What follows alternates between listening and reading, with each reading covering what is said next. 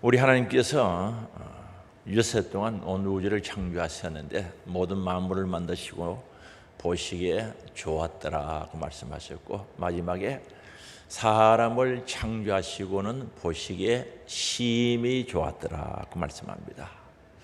그래서 하나님께서 사람을 만드시고 심히 좋았더라고 하신 그 하나님은 바로 이스라엘 백성들이죠. 바로 패배감에 젖어 있는 유대인들에게 뿔라라고 불러주시거든요. 뿔라는 결혼한 여자라는 뜻이죠. 이스라엘 백성들을 결혼한 여자처럼 너와 나는 결혼했다, 결혼한 것 같다는 거죠. 정말 패배감에 젖어 있는 그들에게 소망을 주시는 말씀이죠. 창조주 하나님께서 뿔라, 너와 나는 결혼한 것과 같다는 거죠. 그리고 우리 예수님도 제자들에게 나는 포도나무, 너희는 가지다라고 표현하신 거죠. 그 포도나무 가지는 포도나무에 붙어 있어야 수액이 공급되고 진액이 공급되고 꽃이 피고 열매를 맺게 되는 겁니다. 이 모든 말씀은 하나님과 우리 인간들의 관계에 대해서 말씀하고 있습니다.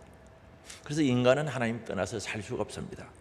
하나님을 떠난 인간은 행복할 것 같지만 절대 행복할 수가 없습니다. 결코 행복할 수가 없죠. 집 나간 탕자가 아버지 품이 그리워서 돌아오는 것처럼 절대 우리 인간은 하나님을 떠나서 행복할 수가 없습니다. 그래서 성경은 하나님께서 인간을 사랑하시고 오라고 부르시는 거죠.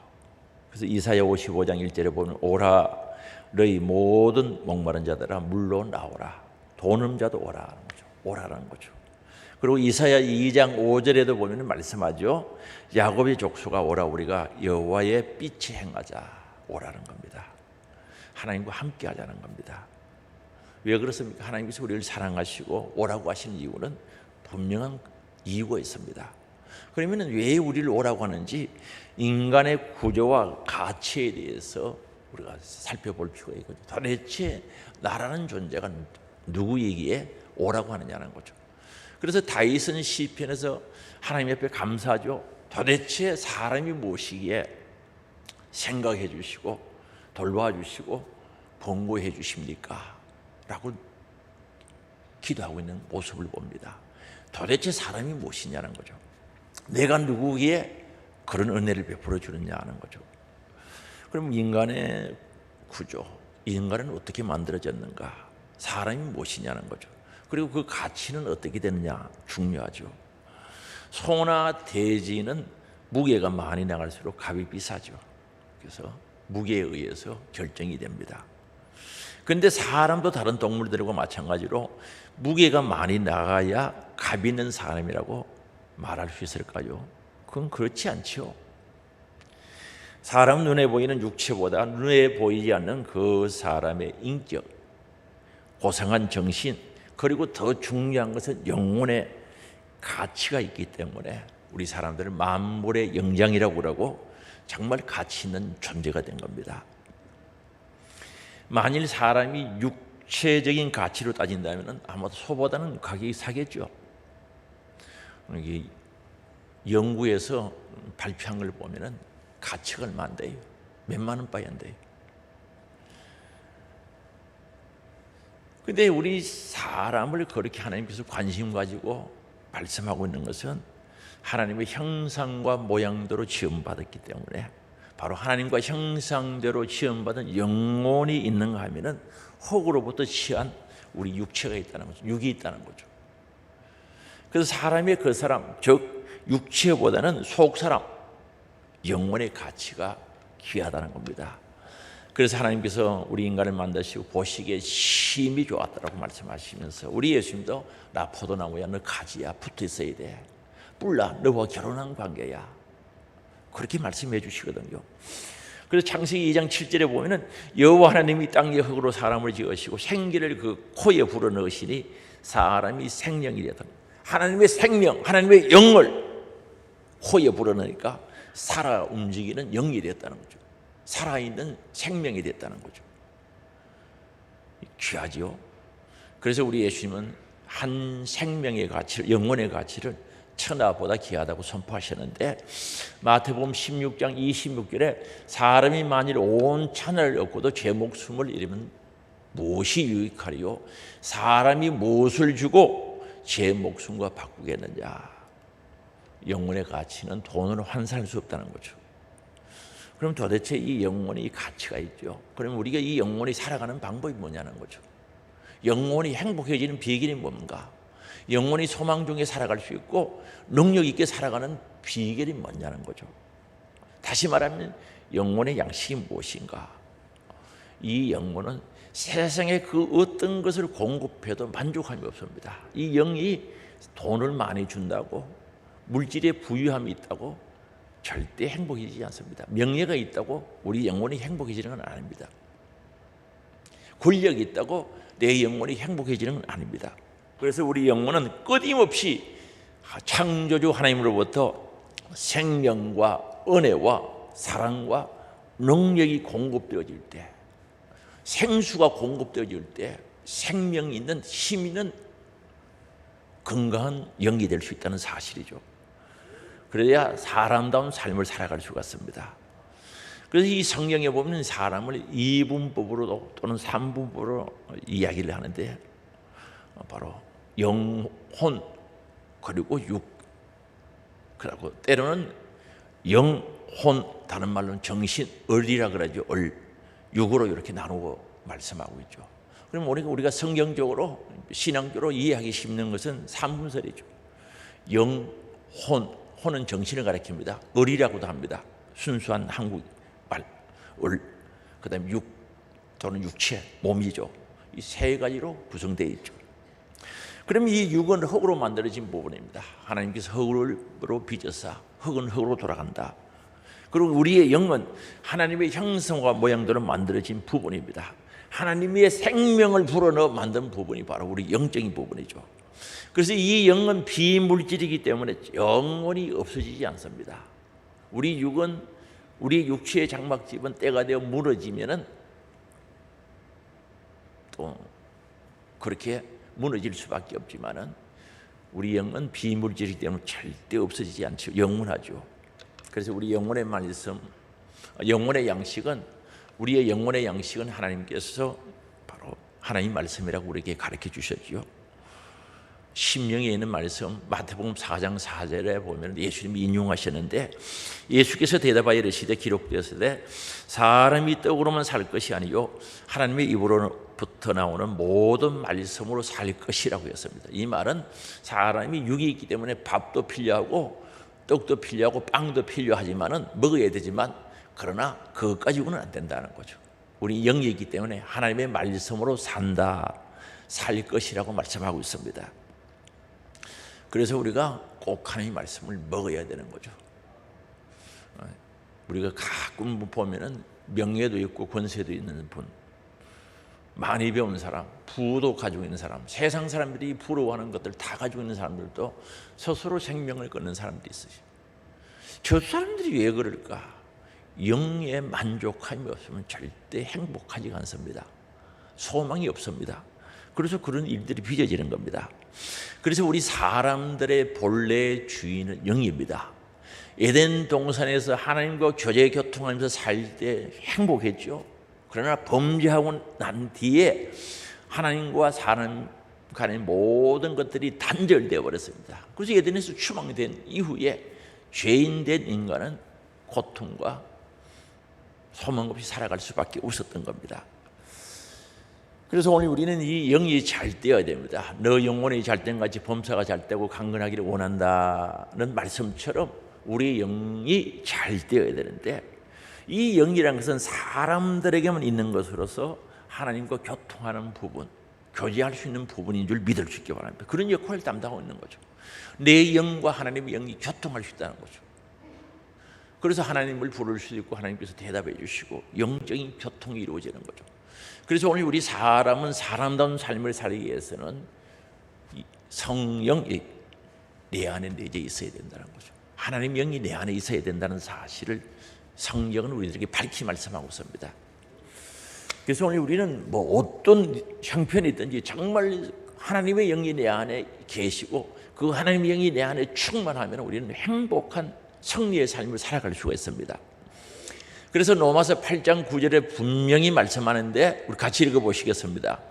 만일 너희 속에 하나님 영이 거하시면 너희가 육신에 있지 아니하고 영에 있나니 누구든지 그리스도의 영이 없으면 그리스도의 사람이 아니라 는 거죠. 여기 보면은 너희 속에 하나님의 영이 거하시며, 이 하나님의 영을 그 뒤에는 그리스도의 영이라고 했어요. 그래서 하나님의 영이 너희 속에 있으면 육에 있지 아니하고 영에 있다는 거죠. 영적인 사람이 된다는 거죠. 그리고 누구든지 그리스도의 영이 없으면 그리스도의 사람이 아니라는 거죠. 나는 그리스도인이라고 하면은 반드시 우리 안에 누가 있어야 된다는 겁니까? 그리스도의 영이 있어야 된다는 거죠. 그리스도의 영이 있습니까? 한번 볼까요? 그리스도의 영이 있어요? 내놔봐요. 그리스도의 영이 없으면 그리스도의 사람이 아니에요. 나는 그리스도인이라고 하지만은 그리스도의 영이 없으면 그리스도의 사람이 아니라는 거죠.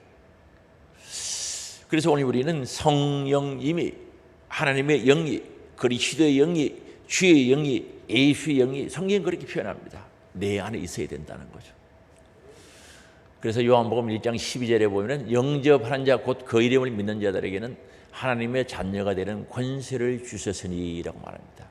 바로 예수 그리스도를 모신다는 것은 영으로 모시는 것, 영이신 예수 그리스도를 모시는데 그분이 성령이고 주의 영이고 그리스도 영이라는 거죠. 내 안을 모시고 주인으로 생명의 구주로 모시면은 하나님의 자녀가 된다는 말씀을 하고 있습니다. 그리고 이 성령님을 모시고 살아간다는 것은 너무 행복한 사건인데, 성령님을 영혼의 생수라고 성경은 가르쳐 주거든요. 영혼의 생수를 마셔야 돼요. 생수를 마시면 영원히 산다는 뜻이죠. 우리가 슈퍼마켓에 가면 생수라고 파는데 그건 말레건 물이죠. 샘물이죠. 그거 먹는다고 어디 안 죽습니까? 생수를 먹으면 안 죽어야지. 그래서 요즘은 샘물로는 표현될 겁니다. 생수라고는 기록이 안 돼 있죠. 그저 우리는 흔히들 생수라고 하는 거죠. 장사하는 사람들이 이름을 붙여놓은 겁니다. 생수라고. 그거 먹는다고 안 죽습니까? 죽지. 진짜 우리 예수님이 생수란 말입니다. 예수를 먹으면 영원히 산다는 거죠. 그래서 생수 대신 예수님께서 우리에게 생수를 주시는데 요한복음 4장 10절입니다. 같이 읽어보시겠습니다. 예수께서 대답하여 이르시되 너가 만일 하나님의 선물과 또 내게 물 좀 달라 하는 네가 누구인 줄 알았더라면 내가 그에게 구하였을 것이요 그가 생수를 내게 주었으리라. 생수를 주었으리라. 그리고 이 생수는 영원히 목마르지 아니하는 생수, 생명을 주는 생수란 뜻이죠. 그런데 이 생수가 뭐냐는 거죠. 요한복음 7장 37절에서 39절에 보면 이 생수는 성령 하나님이라고 말씀하고 있습니다. 같이 읽어보실까요? 명절 끝날 곧 큰 날에 예수께서 서서 외치시되 누구든지 목마르거든 내게로 와서 마시라는 거죠. 목마르거든 마시라는 거죠. 우리 육이 목말라서 물 마시는 것을 이야기하는 게 아닙니다. 목마르거든 내게로 와서 마시라. 그 다음 절 나를 믿는 자는 성경의 이름과 같이 그 배에서 생수의 강이 흘러나오리라 하시니 생수의 강이 흘러나온다는 거죠. 그리고 이는 그를 믿는 자들이 받을 뭐라 그랬습니까? 성령을 가리키는 거죠. 여기에 성령, 여기 생수를 성령이라, 성령을 생수로 표현하고 있다. 성령이 임하면 목마르지 않다는 거죠. 배에서 생수의 강이 막 넘쳐난다는 거죠. 에너지가 넘치죠. 성령 충만하면. 그래서 오늘 우리는 성령을 내 안에 모시고 살아가야 되는데, 그럼 성령님이 하시는 일이 뭐냐는 거죠. 뭘 하시느냐는 거죠. 예수를 믿어지게 보정해 주는 분이 성령 하나님이신 줄 믿어주시기 바랍니다. 내가 예수를 믿는다. 예수가 믿어지면 성령이 이미 받은 거예요. 성령이 내 안에 계시다 말입니다. 성령이 안 계시면 예수가 안 믿어져요. 만약에 오늘 오신 분들이 예수가 믿어진다면 성령은 이미 받았단 말입니다. 고린도전서 12장 3절 보시겠습니다. 그러므로 내가 너희에게 알리노니 하나님의 영으로 말하는 자는 누구든지 예수를 저주할 자라 하지 아니하고 또 성령으로 아니하고는 누구든지 예수를 주시라 할 수 없느니라. 성령 하나님의 영이 내 안에 계시면은 예수를 저주할 자라 예수를 욕하고 그러지 않는다는 거죠. 그리고 성령으로 아니하고는 누구든지 예수를 주시려 할 수 없다는 거죠. 여기서도 한 절 속에 하나님의 영, 성령 똑같은 분인데 이렇게 표현하고 있는 거죠. 성령으로 아니하고는 예수를 구주라고 믿어지지 않는다는 거죠. 주라고 할 수 없다는 거죠. 그럼 예수 믿어집니까? 그럼 내 안에 성령이 임했단 말입니다. 성령이 계신 줄 믿을 수 있기 바랍니다. 예수를 욕하고 반대해요? 성령이 없다는 뜻이죠. 그 다음에 이 성령님은 죄를 깨닫게 합니다. 우리가 죄가 깨달아져야 회개하거든요. 같이 설교를 들어도 죄를 깨닫는 사람이 있고 깨닫지 못하는 사람들이 있어요. 그 깨닫는 사람은 가슴을 치면서 회개하죠. 안 깨닫는 사람은 내가 뭐 죄인이고, 아니 죄인인데도 죄인인 것을 몰라요. 그래서 요한복음 16장 8절에 보면은 그가 와서 죄에 대하여 의에 대하여 심판에 대하여 세상을 책망하시리라. 성령님을 가리킵니다. 성령님이 와서 죄에 대하여 책망한다는 거죠. 깨닫게 해준다는 거죠. 드러낸다는 거죠, 죄를.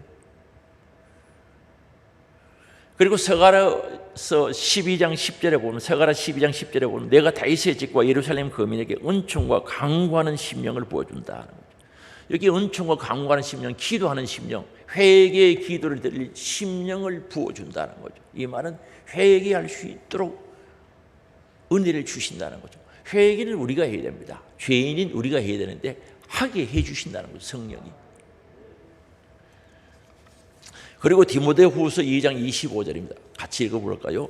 거역한 자를 온유함으로 훈계할지니. 여러분, 교회 오는 것 중에 하나가 훈계받으러 와야 됩니다.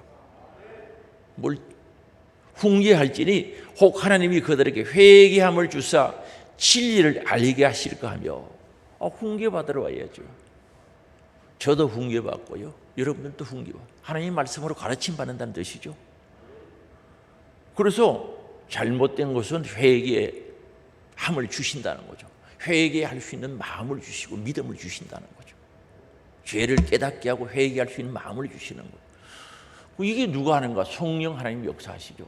그래서 성령이 충만하고 성령의 역사가 강해야 회개 역사가 일어나는데, 아무리 말씀 들어도 회개 역사가 일어나지 않고 죄를 깨닫지 못하는 것은 성령님이 역사하지 않아서 그런 거죠. 그 역사를 받아들이지 않아서 그런 거죠. 성령님이 이런 일을 하시죠. 그리고 성령님은요, 하나님이 우리의 아버지로 믿어지게 하는 거죠. 나는 하나님의 아들, 딸됨을 믿어지게 하는 것이 보증서 주시는 분이 성령이라니까요. 그래서 이 성령님을 양자영이라고 하는데, 이 양자영은 다른 영이 있는 게 아니고 성령님을 양자영, 하나님의 아들이 되도록 믿어지도록 보증해 주시기 때문에 양자영이라고 합니다. 그러면 로마서 8장 14절이죠. 무릇 하나님의 영으로 인도함을 받는 사람은 곧 하나님의 아들이라. 하나님의 영, 성령으로 인도함을 받으면 하나님의 아들이 된대요. 딸이 된대요. 그리고 15절입니다. 너희는 다시 무수하는 종의 영을 받지 않고. 이 무수하는 종의 영은 마귀의 영을 가리켜, 마귀의 종, 귀신의 종 된다는 겁니다. 영을 받지 않고 양자의 영을 받았으니, 이 성령을 가리킵니다. 아들이 되도록 보증서 주신다는 거죠. 아들로 믿어질 수 있도록 보증서 주시는 성령, 양자의 영을 받았으므로, 성령을 받았으므로 우리가 하나님을 아빠, 아버지라고 부르시느니라. 그래서 하나님이 나의 아버지로 믿어지고 내가 하나님의 자녀가 된 것이 믿어지게 하시는 분은 성령님이 보증서 주시기 때문에 믿어진다는 거죠. 그럼 내가 하나님을 아버지라고 부르는 신앙 고백이 진실한 고백이 있다면 성령이 내 안에 역사하는 거죠, 안 한 거예요? 역사했죠? 성령이 내 안에 역사했단 말입니다. 그래서 16절입니다. 이건 같이 읽어보시겠습니다. 성령이 친히 우리의 영과 더불어 우리가 하나님의 자녀인 것을 증언하시니, 우리의 영과 성령님이 더불어 함께 하나님의 자녀인 것을 증언해 준다는 거예요. 보증해 준다는 거죠. 그럼 다시 물어봐요. 성령 하나님 내 안에 계신 것 같아요? 아직도 아니에요? 계신 것 같아요? 계시요? 그럼 한번 내놔봐요. 한번 구경 좀 해봅시다. 성령 계시요? 그리고 성령님은요, 우리를 도우시고 인도해 주시는 분이거든요. 로마서 8장 26절 같이 읽겠습니다. 이와 같이 성령도 우리의 연약함을 도우시나니 됐습니다. 우리의 연약함을 도우시. 그래서 보혜사 옆에서 돕는다는 뜻입니다. 보혜사 성령 옆에서 돕는다는 뜻이죠. 그리고 이 성령은 은사 주시지 않습니까? 성령의 열매도 주시고요. 성령 충만한 능력이 임합니다. 성령의 은사 9가지 은사 오시죠.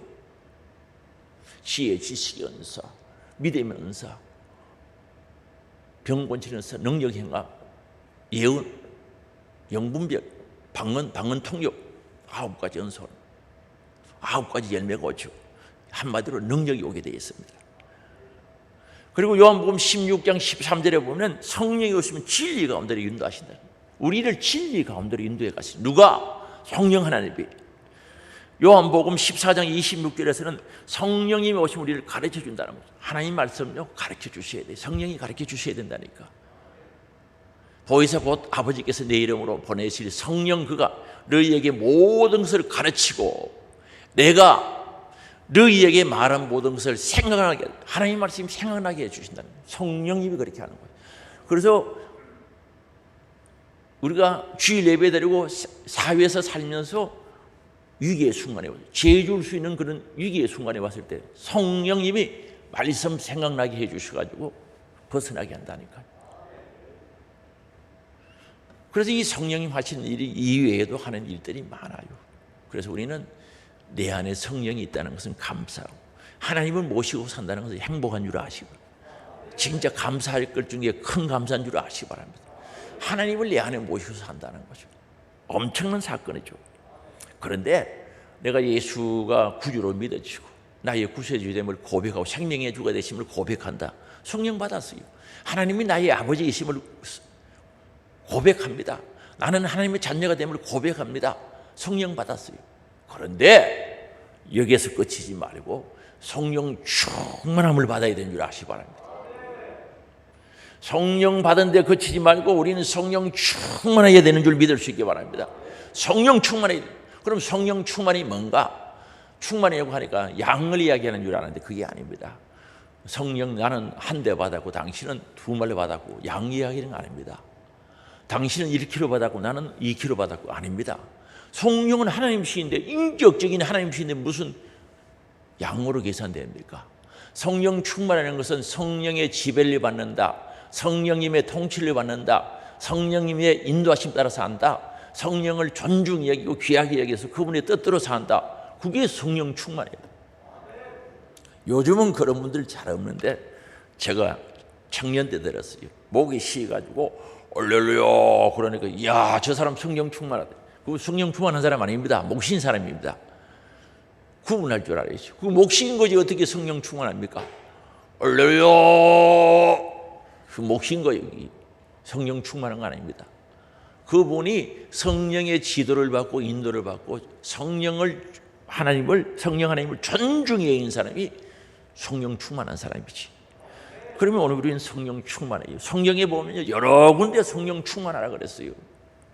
성령 받았으면 성령 충만해야 되는 줄 아시기 바랍니다. 그래서 사도행전 13장 52절에 보면 제자들은 기쁨과 성령이 충만하니라. 그래요. 성령 충만하면 기쁨이 넘쳐요. 기쁨은 그냥 되는 게 아닙니다. 성령 충만할 때 막 오는 거죠. 성령 충만하면 하나님의 아들 된 거 보장해 주지죠. 보정해 주시죠. 예수가 구주로 믿어지죠. 아니 왜 기쁨이 없겠어요? 이거 떼놓을 수 없는 관계죠. 그래서 제자들은 기쁨과 성령이 충만하니라. 오늘 우리도 기쁨과 성령이 충만해지기를 원합니다. 그리고 사도행전 1장 8절 오직 성령이 너희에게 임하시면 너희가 권능을 받고 예루살렘과 온 유대와 사마리아와 땅 끝까지 이르러 내 증인이 되리라 하시니라. 성령이 임하시면 성령이 충만해지면 권능이 오게 돼 있어요. 능력, 권세가 온다는 거죠. 오게 돼 있어요. 그리고 예배소서 5장 18절이죠. 술 취하지 말라. 세상 쾌락에 빠지지 말라. 이는 방탕한 것이니 오직 성령으로 충만함을 받아라. 성령 충만함을 받아라. 여기에 충만함은 계속 받아라는 뜻이죠. 한 번 아니고 일회성이 아니고 계속 오늘도 내일도 주님 재림할 때까지 내가 천국 갈 때까지 성령 충만함을 받아라는 거죠. 충만함을 받아라는 거죠. 그래서 이 성령 충만함은 과거에 머물러 있으면 안 됩니다. 내가 옛날에 성령 충만했는데 그때 좋았는데 그때 하나님 나를 얼마나 사랑했는지 알았는데 아니 성령 충만은 지금 있어야 돼. 지금 충만해야 돼. 충만하라는 거죠. 이 성령 충만은 현재 충만하고 계속 충만하는 뜻이죠. 이 충만은 현재 오늘. 내일은 이미 내 날이 아니에요. 내일은 내일 돼야 내 날이 되는 거죠. 과거는 지나가 버렸어요. 지금 충만해야 된다니까요. 그래서 오늘 우리는 성령에 대한 이야기, 성령 충만에 대한 이야기는 현재 이루어져야 돼요. 옛날에 우리 그랬지? 그때 우리 젊을 때와 밤마다 기도하고 성령 충만했죠. 그건 과거에. 지금 충만해야 돼요. 지금.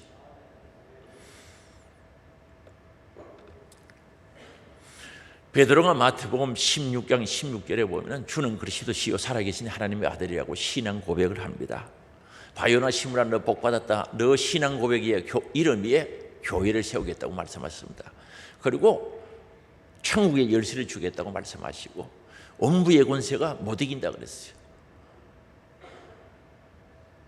엄청난 역사죠. 그리고 며칠 있다가 이 베드로가 예수님보다 앞서서 이야기하고 하나님의 일을 생각하지 않고 육의 일을 이야기하다가 사탄 소리를 들어요. 사탄아 내 뒤로 물러가라 그랬어요. 그리고 예수님이 십자가 못 박혀 죽기 전에 바로 제자들이 예수님 버린다고, 예수님이 너희들이 날 버린다고 그러니까 안 버린다고 큰 소리 친 거예요. 특히 베드로는요 다 주를 버릴지언정 안 버리고 죽을지언정 예수 부인하지 않겠습니다. 버리지 않겠습니다. 큰 소리를 쳤죠. 다른 제자도 우리도 버리지 않겠다고 그랬습니다. 그러나 전에 본 적에는 계집종이라고 나오죠. 여자아이 앞에서 예수님을 2번 부인하고 3번째 저주를 하는 겁니다. 아니 신앙 고백하고 칭찬 들었는데 너를 가르쳐 준 것은 사람이 가르쳐 준 것이 아니라 하나님이 가르쳐 주셨다고 말씀하시고 엄청난 칭찬을 듣는데 사탄 소리 들었지. 예수님 부인하지 않는다고 큰 소리치고 결심하고 죽을지언정 버리지 않겠다고 결단했는데 2번은 저주하고 2번은 부인하고 3번째는 저주까지 했단 말입니다. 왜 그랬을까요? 능력이 없어서 그런 거죠. 능력이 없어서 그런 거죠. 그런데 그 베드로가요 예수님이 부활을 성천하실 때 예루살렘 떠나지 말고 너희들 모여서 기도하라. 그럼 약속하신 것을 보내주신다고 했지요. 그 약속의 말씀을 붙잡고 마가의 다락방에서 120명의 성도들이 열흘 동안 전혀 기도 힘쓰다가 성령 충만해져서 방언도 하고 불의 혀 같은 것이 사람들의 머리에 나타나고 바람 같은 성령의 역사가 나타나는 거죠. 성령에 충만한 거죠. 불의 혀 같은 것은 아궁이에 불 때면 불이 늘름늘름 나오죠. 혓바닥처럼. 그게 불의 혀입니다. 그런 모습이 각자 머리 위에 임하고 바람 같은 성령의 역사가 나타납니다. 그래서 성령 충만한 게 베드로가 사람이 탁 달라진 거예요. 담대하게 하나님 말씀을 선포하니까 사람들이 회개가 하루에 3,000명이 예수 믿고 병든 자리 치료받고 기적의 역사를 나고 정말 그들을 잡아서 공회 앞에 끌고 가도 담대하게 생명의 위협을 무릅쓰고 두려워하지 않고 복음 전할 수 있는 하나님의 사람, 성령의 사람, 담대한 사람, 하나님이 쓰실 만한 사람으로 바뀌어진 거예요. 뭐 때문에 그렇습니까? 성령이 충만해서 그런 거예요. 우리들도 경험하지요. 성령 충만할 때는 교회 오는 게 즐겁지요. 예배 드리는 게 행복하지요. 행복하지 않습니까? 새벽에 뻗떡 일어나는 거 행복해요. 성령 안 충만하면 새벽 기도하는 게 그렇게 힘들어요. 진짜 힘들죠. 자고 새벽 기도하고 나면 피곤해가지고 막 어떤 사람은 땅이 울렁울렁 금 이렇게 보인대요.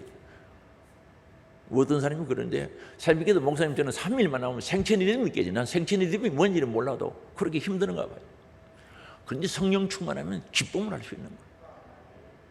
기도도 기쁨으로, 전도도 기쁨으로, 충성도 기쁨으로, 예배 드리는 것도요 기쁨으로 드리는 거죠. 초대교회 보세요. 성령 충만하니까 카타콤 지하 땅 파고 그 속에서 예배 드리는 겁니다. 가면 그대로 남아 있어요. 로마에 가면은 땅 속에 굴을 파서 예배 드린 장소가 그대로 다 있는 거죠. 붙잡히면 죽어요. 사자굴에 들어가요. 그래도 예배 기쁨으로 드리는 거예요.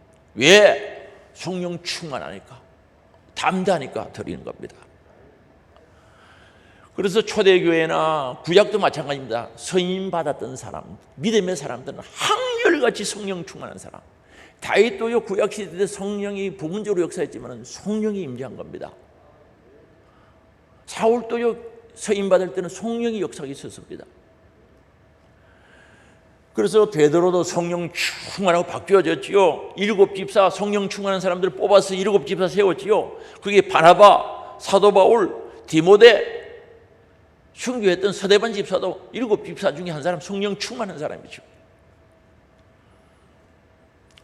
그래서 오늘 우리도 성령이 충만해야 됩니다. 기름 없는 등불 들고 다니지 마라. 성령 없는 것을 가르치죠. 기름은 성령을 상징하기도 하죠. 기름 없는 등불 들고 교회 다녀봐야 그 무슨 희망이 있겠어요? 성령 충만하는 거죠. 성령의 기름을 채워라. 성령의 기름으로 충만하라는 뜻이죠. 오늘 우리는 성도가 적어서 그런 게 아니라 성령 충만한 사람이 적어서 그런 거예요. 내가 지난 수요일 날 외관에 가서 설교하면서 그랬어요. 여러분이 적어서 결코 힘이 없는 게 아니고 성령 충만하지 않아서 그렇다. 초대교회에 무슨 조직이 있었어요? 뭐가 있었어요? 성령 충만하니까 되는 거예요. 오늘 우리 성령 충만해야 됩니다. 성령이 지배받아야 됩니다. 내 안에 성령을 모셨으면 그분을 존중히 여기고 귀하게 여기고 존귀한 분으로 인정하고 그분의 지시를 따라야지. 감화 감동대로 살아야 된단 말입니다. 성령의 감화 감동대로. 그러면은 성령 충만히 받으려고 하면 어떻게 해야 되는가? 성령이 하나님을 인정해야 되는 거예요. 하나님 살아계시다. 그분은 하나님이시다. 거룩하신 분이다. 정결하신 분이다. 능력이 하나님이시다. 하나님을 인정해, 성령 하나님을 인정하고 그 다음에 정말 충만해지기로 사모해야 된다는 거죠. 성령 하나님은 인격적인 하나님이시기 때문에 거부하면 안 오셔요. 이 마귀는요, 귀신들은 싫다 그래도 들어오는 거예요. 우리 교회에 그런 분이 있었어요. 어머님이 그런 영향이 있어가지고 자꾸 귀신이 와서 잠 못 자게 하고 괴롭히고 가위 눌르고 사람이 빼빼 말라가 도저히 안 되니까 어머니가 무연대 니마 교회 가라. 친구 따라 교회 가라. 그리고 우리 교회에 오신 거예요. 이 마귀는 싫어해도 오는 거예요. 거부해도 온단 말입니다. 그러나 우리 하나님은 성령 하나님은 인격적인 하나님이시기 때문에 내가 인정하고 존중히 여기고 사모하고 영접해 오시는 줄 아시기 바랍니다. 이 마음이 돼야 된다니까. 그냥 교회 왔다 갔다 하지 말고 정말 성령 충만하도록 사모하시기를 바랍니다. 주님 내 안에 오시기를 애절하게 사모하시기를 바랍니다. 그럼 기도가 다르죠. 성령님 오시든지 마시든지 아니고 애절하게 사모함으로 기도해야 된다는 거죠. 그래서 시편 107편 9절이죠. 같이 읽겠습니다. 그가 사모하는 영혼에게 만족을 주시며 줄인 영혼에게 좋은 것으로 채워주십니다. 심령이 가난 자는 복이 있죠. 줄인 영혼에게 채워주는 거예요. 사모하는 영혼을 만족해 주신단 말입니다. 그러면 이 성령을 어디에 받아야 되는가? 그릇이 있어야 될 거 아닙니까? 성령을 어디에 받습니까? 고무다라이 그건 아니죠. 뭐 표준 말인데 갑자기 생각나는데 양동이에 받아야 되나? 대야에 받아야 되나? 어디 받아야 되느냐? 성령 어디 받아야 됩니까? 여러분 가방에 받아 다니면 됩니까? 예? 성령을 어디 받아야 됩니까? 집에 놔놓고 왔어요? 가방 까가지고 막 그게 성령님을 집에 두고 오셨어요? 어디 받아야 되는지 확실히 알아야 돼요. 오늘 사도행전 2장 17절 보시겠습니다. 사도행전 2장 17절 같이 읽어보시겠습니다. 하나님이 말씀하시기를 말세에 내가 내 영을 모든 육체에 부어주리라. 어디에 부어준다고 했습니까? 육체에 부어주는 거. 육체가 어디 있습니까? 여기죠? 말세에 성령을 육체에 부어준다 그랬어요. 그 다음에 18절 또 읽어봅니다. 시작. 그때 내가 내 영을 내 남종과 여종들에게 부어준다. 남종과 여종들에게 부어준다. 여러분 주의 종 맞습니까? 부어준대요. 남종과 여종들에게 부어주시겠다는 거죠. 그 다음에 또 있어요. 33절도 읽어볼까요? 33절 시작. 하나님이 오른손으로 예수를 높이시매 그가 약속하신 성령을 아버지께 받아서 너희에게 너희가 보고 듣는 이것을 부어주셨느니라. 부어주셨다는 거죠. 부어주리라. 그러면 이렇게 생수를 말씀하신 것은 그냥 한 게 아닙니다. 성령님은 생수와 같이 역사하거든요. 부어주신다고 표현하고 있죠. 부어주신다. 부어주시리라. 그 다음에 고린도전서 12장 13절에 보면 말씀하거든요. 한번 읽어봅시다. 시작. 우리가 유대인이나 헬라인이나 종이나 자유인이나 다 한 성령으로 세례를 받아 한 몸이 되었고 또 다 한 성령을 마시게 하셨느니라. 여기는 보면 성령을 마셨다는 거죠. 자, 성령님 생수처럼 우리에게 영원한 생명을 주시는 분인데 부어주시리라 마셨다는 거죠. 그럼 어디 받아야 된다고요? 어디 받아야 된다고요? 오늘 주머니 안 가져가면 못 받아요? 슈퍼마켓에 가면 가방 하나 들고 가야지. 가방. 아산 병원에 약 타러 가면 가방 안 가지고 가면 그때마다 뭐라 그래요? 가방 다음부터 하나 들고 오라고. 또 잊어버리고 왔습니다. 그러면 봉지 주면서 뭐 엄청 뭐라 그래요? 백 들고 오라는 거죠. 오늘 우리 성령 어디 받아야 된다는 거 이거 다시 물어보고 싶어요. 이 육체에 받습니다. 내 몸이 받습니다. 고린도전서 3장 16절을 읽어보시겠습니다. 너희는 너희가 하나님의 성전인 것과 하나님의 성령이 너희 안에 계시는 것을 알지 못하느냐. 알지 못하면 안 된다 그랬어요. 알아야 된다 그랬어요. 성령이 어디 계신다고요? 너희 안에. 그럼 또 물어봐요. 성령 계시요? 어디 계시요? 가방에 담아놨어요? 이건 참 잘못하면 하나님이 듣기 싫어하시겠다. 성령 하나님 내 안에 계셔야지. 오늘 예배 마치고 한번 개별적으로 물어볼까 싶은데 그건 내 마음이고요. 진짜 신방 가서요 성령님을 모시고 사는지 꼭 확인해보고 싶을 때가 한두 번이 아니에요. 우리 안에 있다는 거죠. 이거 아는 거죠. 우리 안에 있으면 왜 모르겠어요. 자, 그럼 성령님 어디 받아야 되나? 이 몸에 받아야 되나? 자, 이 몸 가지고 요가하고 예를 들어서 남 흉보고 험담하고 죄짓고 미워하고 시기하고 질투하고 음행하고 이 못된 짓 다 하고 여기 성령이 어떻게 와? 성령님은 거룩한 영입니다. 죄를 싫어하시거든요. 죄에 대해서 책망하시는 분인데 책망하시는 그 성령님이 이거 추하고 더럽고 그런데 어떻게 오시겠냐는 거죠. 여러분 아무리 좋은 꿀 뉴질랜드에 가면은 가보진 않았어요. 들은 얘기인데 요만한 꿀 조만해요. 그 한 병에 몇십만 원짜리가 있거든요. 병에 담은 게 아니고 조만한 요는 진짜 약병 같은데 거기 몇 그램이더라. 내가 들어도 잊어버려요. 아주 작습니다. 그게 몇십만 원이에요. 그럼 그런 꿀 주겠다고? 그럼 더러운 그릇에 부어주면 먹어요? 잡술 수 있어요? 못 잡수지. 성령님은 거룩하고 깨끗하고 정결하기 때문에 죄를 책망하시는 분이기 때문에 죄된 여기는 못 들어오는 거예요. 들어올 수가 없어요. 그래서 우리 마음문을 두드리죠. 계시록 3장 20절 똑똑 너 열어. 열리기만 하면 내가 들어가서 너와 더불어 먹고 마시겠다는 거죠. 자원하기를 원하시죠. 그리고 회개하기를 원하시는 거죠. 그래서 우리는 청소를 잘해야 돼요. 이번에 부흥회 한다고 대청소 한번 하려고 했는데 대충 했죠? 대청소 대대적으로 대청소를 한번 하려고 그랬는데 손님들 오시니까 오늘 우리는 살아계신 하나님, 성령 하나님, 능력의 하나님, 거룩하신 하나님을 내 안에 모시려고 하면 청소가 이루어져야 돼요. 그래서 오늘 본문의 37절에 말씀합니다. 한번 봅시다. 시작. 그들이 이 말을 듣고 마음에 찔려 베드로와 다른 사도들에게 물어 이르되 형제들아 우리가 어찌할꼬 하거늘. 베드로가 어떻게 설교했는가 하면 너희들이 십자가 못 박아 죽인 그 예수가 우리의 구세주다 메시아라고 설교를 한 거예요. 가만히 보니까 생각해 보니까 예수를 십자가에 못 박아서서 소리치고 고함쳤던 자들이 그들이거든요.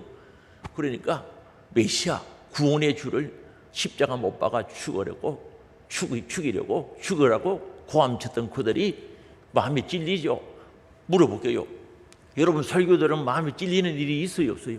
있다 그라 해서 뭐 설교 들으면 마음이 찔린 데가 더러더러 많지요.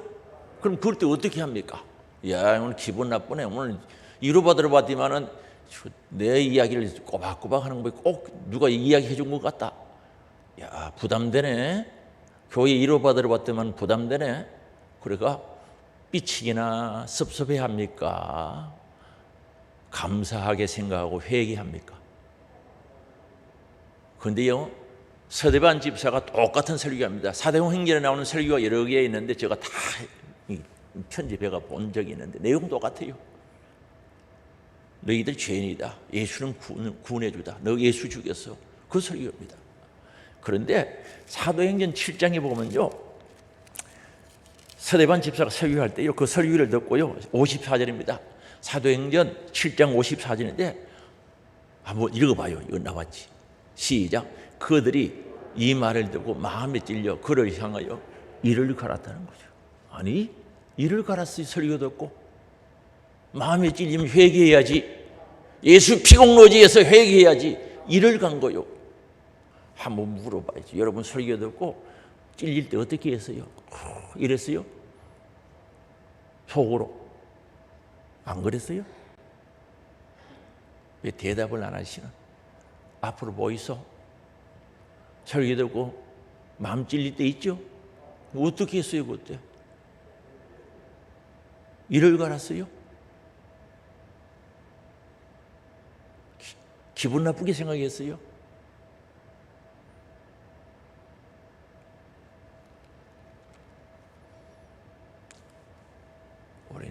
그래서 서대반 집사 돌로 쳐 죽인 거예요. 돌로 쳐 죽인. 세례 요한이요, 헤로드 왕에 대한 잘못된 것을 지적하니까 목 잘라버렸어요. 죽었죠? 목 잘렸어요. 그런데 오늘 본문에 어떻게 가르칩니까? 우리가 어찌할꼬, 형제들아 우리가 죄인인데 어찌할꼬 하니까 38절입니다. 2장 38절 큰 소리를 읽어보시겠습니다. 베드로가 이르되 너희가 회개하여 각각 예수 그리스도의 이름으로 세례를 받고 죄 사함을 받으라. 그리하면 성령의 선물을 받으리니. 성령을 선물로 주시다. 성령 충만한 역사이다. 그래서 오늘 우리는 철저히 회개해야 됩니다. 저는 말씀 듣고 찔리고 죄가 드러나는 감사해요. 하나님 감사합니다 하면서 철저히 보혈의 피공로지에서 회개를 해요. 오늘 우리에게도 이런 은혜가 있기를 원합니다. 그러면 하나님 말씀이 달고 오묘한 그 말씀, 무슨 말씀이라고요? 생명의 말씀, 생수의 말씀, 나를 살리는 말씀, 복을 주시는 말씀이 되는데 이 말씀을 거부하고 삐치거나 토라지거나 속상해하면서 딱 이러 있으면 성령 충만하고는 거리가 먼 거예요. 혹시 전에 모르고 그랬으면 오늘 회개하시고 절대 하나님 말씀 듣고 철저히 감사하시고 회개하는 저와 여러분이 되시기를 바랍니다. 그래야 성령 받습니다. 그래야 성령 충만합니다. 그래서 내 속에 있는 죄를 드러낸 것만큼 성령이 충만해지는 거예요. 내 속을 보혈의 피로 깨끗하게 회개한 만큼 성령이 충만해진 줄 아시기 바랍니다. 세상 것들이 반 차지하면 성령이 충만할 수가 없어요. 절대 충만하지 않습니다. 그래서 철저히 회개하고 속에 거 다 드러내야 돼요. 죄, 믿음 드러내는 게 아니고 시기, 질투, 불순종, 교만, 거만. 그래서 교만한 사람은 은혜를 못 받죠. 그래서 교만한 자는 하나님 대적하는. 우리 진짜 겸손은 어디인가? 말씀 앞에, 성령 하나님 앞에 겸손해야 되는 줄 믿을 수 있기 바랍니다. 하나님 말씀 앞에 겸손하고 성령 하나님 앞에 겸손해야 은혜를 받지, 성령 충만해지지. 이 교만해가지고 하나님 말씀 거부하는 거예요. 무슨 목사가 설교하면서 여러분 미워서 그런 설교를 하겠습니까? 성경에 있는 그대로를 전달하는 거죠. 성경이 아니면 이야기하세요. 고쳐야 돼요. 성경이라면 받아들이자 이 말입니다. 그래서 겸손히 성령 충만. 말씀 인정하면 성령으로 기록된 말씀인데, 성령으로 기록된 말씀인데 말씀 인정해야죠. 그래야 성령이 기뻐하시죠. 그래서 철저히 회개하고 이래요. 그래서 말씀 듣는 자세도 중요한 거죠. 믿고 듣고 믿고 순종하려고 들어야죠. 그럴 때 성령이 역사하는 겁니다. 아예 불순종하려고 들으면 성령이 역사하지 않습니다. 더 딱딱해집니다. 마음밭이요, 온갖 사람들의 말이, 길가 밭은 왜 길가 밭인 줄 아십니까? 길가 밭은 사람들이 밟고 다니니까 길가 밭이 되어서 말씀이 씨가 떨어지면 뿌리를 내릴 수 없으니까 새들이 와서 쪼아 먹는다 그랬죠. 사람의 마음밭은 왜 단단해지는가 하면은 이 사람 이야기 하면서 밟고 지나가 버리고 저 사람 이야기 들으니까 밟고 지나가 버리는 거예요. 그래서 사람들의 이야기를 계속 들으면은 밟고 지나가는 것과 똑같다는 거죠. 이 사람 저 사람 쓸데없는 이야기, 세상 이야기, 원망불평 이야기 계속 들으면은 마음이 길가 밭이 되는 거죠. 말씀의 씨가 뿌려져도 뿌리를 내리고 자랄 시간이 없는 거예요. 날아가는 새들이 와서 쪼아 먹어버리는 거죠. 그게 뭔지 아십니까? 새가 마귀들이 빼앗아가 버리는 거예요. 그러니까 아무리 들어도 남는 게 없는 거예요. 설교를 아무리 들어도 남는 게 없는 거죠. 그래서 하나님 말씀 들어야지 무슨 쓸데없는 얘기 들어봐야 마음이 돌밭이 되는 게 아니라 딱딱한 길가밭이 된다니까요. 그래서 오늘 우리는 갈아엎고 쟁기질하고 잡초 제거하고 가시 원근기 뽑아내고 돌을 솎아내서 마음밭을 옥토로 만들어요. 옥토로 만들어요. 우리 교회가 2년 만에 오늘 저녁부터 부흥회를 해요.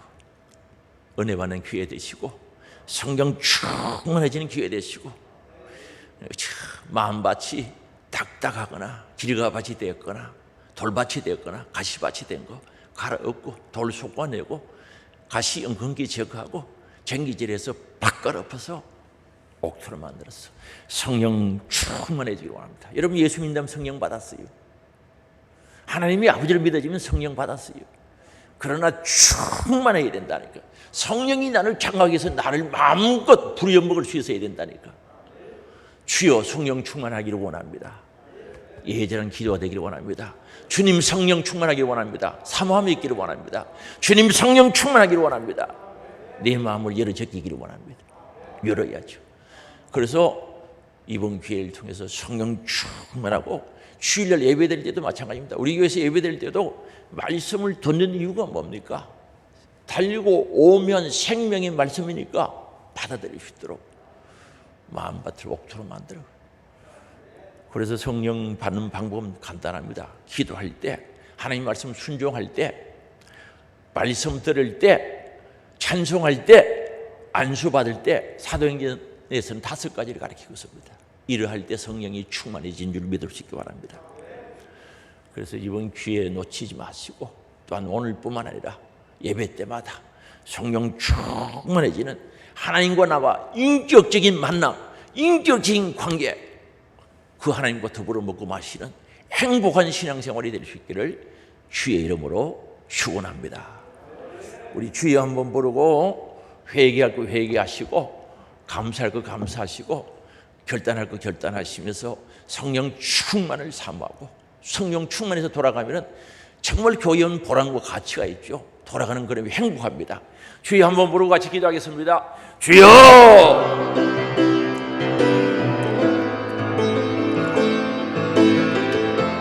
아버지, 주여, 성령 충만의 성령의 은사와 성령의 열매로 나타나게 하시고 능력 있는 그리스도인이 되어 하나님께서 서시기에 불편함이 없도록 합당하게 서임받게 하시고 능력 가운데 서임받을 수 있도록 주님 역사하여 주시옵소서. 우리 하나님 복된 기회 놓치지 않게 하옵소서. 사랑의 아버지 하나님 감사합니다. 아버지 하나님 저들 무엇이든지 이처럼 사랑하사 아버지 하나님께서 늘 우리와 함께 하시고 우리를 공고해 주시고 인도해 주시고 붙들어 주시고 사랑해 주시고 지켜주심을 감사합니다. 정말 성령받아 하나님을 아버지라고 고백하게 하시고 예수 구주 영접함으로 영원한 생수 생명 얻게 하시니 감사합니다. 아버지 하나님 마셔라 부어라 말씀하셨습니다. 아버지 우리에게 성령 충만해지기를 원합니다. 아버지 하나님 성령 충만해지기를 원합니다. 사모하는 영으로 만족해 하시는 성령의 역사 속에 말씀 잘 듣고 회개할 것 회개하고 감사할 것 감사해서 정말 성령 하나님을 존중히 여겨 내 안에 모셔서 성령 충만하여 능력 있는 그리스도인이 되게 하시고 아버지 성령 은사와 열매를 맺게 하시며 하나님께서 서식에 불편함이 없는 하나님의 사람으로 영적인 사람으로 만들어지게 하옵소서. 저들에게는 행복이요 하나님께는 영광이 되는 귀한 은혜가 임하게 하옵소서. 예수님의 이름으로 기도드리옵나이다. 아멘.